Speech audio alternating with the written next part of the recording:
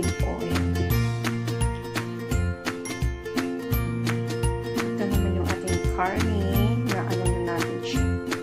Napagkulugan na natin siya sa pressure cooker na for 5 minutes. So, it's time to cook. Let's cook, guys! Yummy, yummy! Lagay na tayo ng olive oil. Mainit na po ang ating olive oil.